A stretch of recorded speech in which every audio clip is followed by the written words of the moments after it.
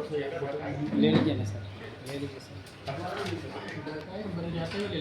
उसके बाद फिर लीजिए लीजिए अब हो जाएगा? लीजिए जी सर। खिड़की खिड़की कर दीजिए ना हमारे। आ जाएगा खिड़की।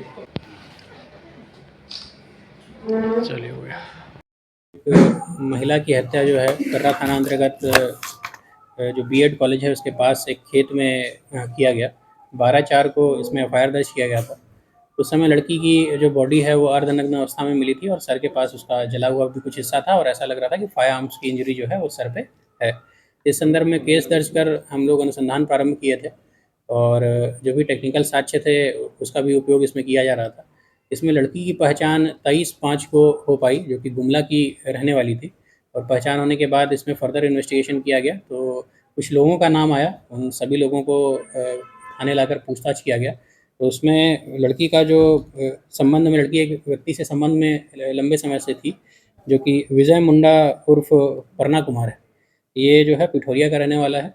तो इससे पूछताछ किया गया, सख्ती से पूछताछ किया गया तो इसके द्वारा ये चीज़ एक्सेप्ट किया गया कि लड़की को ये 11 की रात को उस जगह पर उस खेत के पास जो बना हुआ था रूम टाइप का, वहाँ पे लेके आया था और वहाँ पे इसने लड़की की हत्या की है और सारा जो कपड़ा वगैरह है वो कहीं और उसने फेंका है। तो उसने सारा रिकवर कराया है, लड़की का सारा कपड़ा जो है रिकवर हुआ है। जो फायर आर्म्स यूज़ किया गया है उसको भी रिकवर किया गया है और जिस स्कूटी पर ये लोग आए थे उसको भी रिकवर किया गया है और अन्य कई सामान जो है लड़की के भी जो बरामद किए गए और वर्तमान में अपर्णा कुमार की गिरफ्तारी की गई है और इसको न्यायिक हिरासत में भेजा जा रहा है। इस पूरी टीम में अनुमंडल पुलिस पदाधिकारी तोरपा क्रिस्टोफर क्रिकेट्टा के अलावा थाना प्रभारी मनीष कुमार, मुकेश कुमार यादव कर्रा थाना, दीपक कांत कुमार सब इंस्पेक्टर कर्रा थाना और कर्रा थाना के सशस्त्र बल जो हैं और तकनीकी शाखा के लोग जो हैं वो शामिल रहे हैं। कारण क्या है? देखिए लड़की जो है विजय मुंडा से विवाह करना चाह रही थी और इसका कहना है कि 6 साल से इसको टरकाने का ये प्रयास कर रहा था कि हमको विवाह नहीं करना है, अब या आज करेंगे कल करेंगे ये भी कर रहा था।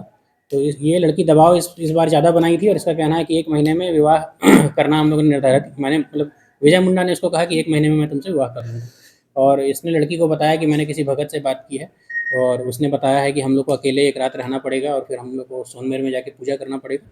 तो उसी प्रिटेक्स्ट में लड़की को ये एक रात पहले वहाँ पर सुनसान जगह पे लेके आया था और पहले से प्लान्ड जो था उसका, उसके तहत उसने उसकी हत्या कर दी और वहाँ से फरार हो गया। जलाने का पर्पस क्या था सर? क्योंकि इनके कई बॉडी के कई पार्ट्स को भी जलाया गया था। तो चाह रहा था कि बॉडी का पहचान नहीं हो और चाह रहा था कि किसी तरीके से इन्वेस्टिगेशन में ये चीज़ें नहीं आए कि लड़की कौन है। तो कहीं न कहीं साक्ष्य छुपाना ही मकसद रहता है, लेकिन लड़की की पहचान हुई और जो भी उद्भेदन है वो केस में किया गया। दोनों का परिचय कैसे हुआ?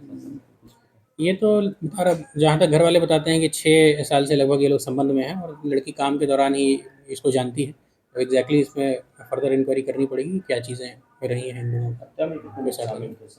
हत्या में अकेले ही यह शामिल रहा है। जब उसको शुरू में पकड़ के लाया गया था तब उसने कई लोगों का नाम लिया था, सभी लोगों को थाना लाया गया था, सभी से पूछताछ की गई और गहन इंक्वायरी करके पाया गया कि कोई भी व्यक्ति इसमें शामिल नहीं है। और फिर जब सबको लाया गया तो उसके बाद इसने सब कुछ एक्सेप्ट किया और सारी चीज़ें जो लड़की की वहाँ से गायब थी, सभी चीज़ें मोबाइल सहित लड़की का मोबाइल भी इसने बरामद कराया और सब कुछ इसने बरामद कराया। इसी के लिए इनाम की घोषणा की गई थी। बिल्कुल इसी के लिए हम लोगों ने किया था कि अगर कोई सिविलियन हम लोग को बताता है कि लड़की कौन है तो उसके लिए इनाम की घोषणा की गई थी।